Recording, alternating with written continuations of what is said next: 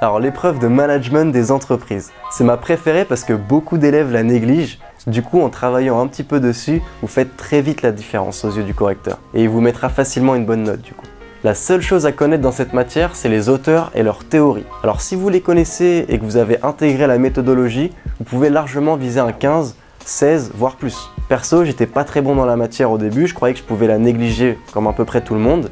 Et 2 semaines avant l'examen, j'ai eu un déclic parce que je voulais quand même un bon dossier. J'ai bossé comme un malade les théories qu'on vous a données dans la formule et finalement, j'ai réussi à décrocher un 17,50. L'épreuve de management des entreprises, c'est une épreuve qui dure 3 heures et elle est coefficient 1. C'est pour ça que beaucoup d'élèves la négligent, ce qui est une grosse erreur encore une fois. En fait, concrètement, on va vous donner un texte que l'on appelle un cas, et ce cas parlera d'une entreprise qui rencontre des difficultés. Ainsi, ce sera à vous, à travers les questions qui vous seront posées, d'aider cette entreprise à résoudre ces difficultés. En fait, vous devez dans cette épreuve vous mettre dans la peau d'un conseiller d'entreprise, tout simplement. Les correcteurs vont regarder 3 choses. Que vous ayez bien saisi quelles difficultés sont rencontrées dans le cas, que vous ayez apporté des réponses cohérentes et pertinentes par rapport au cas et aux difficultés rencontrées, et que vous illustrez vos propos avec les grandes théories autour du sujet. Tout simple, non? Pour réussir cette épreuve, la base, comme dans toutes les épreuves, c'est de maîtriser la méthodologie de réponse qu'on vous a fournie pour ne plus vous prendre la tête avec ça le jour J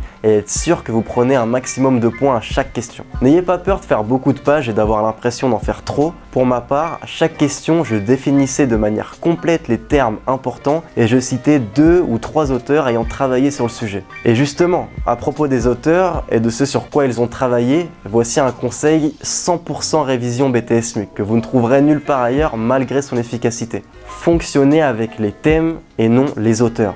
Vous verrez, dans la fiche auteur à connaître qu'on vous fournit, vous n'allez pas avoir auteur 1 à travailler sur cela, auteur 2 à travailler sur cela.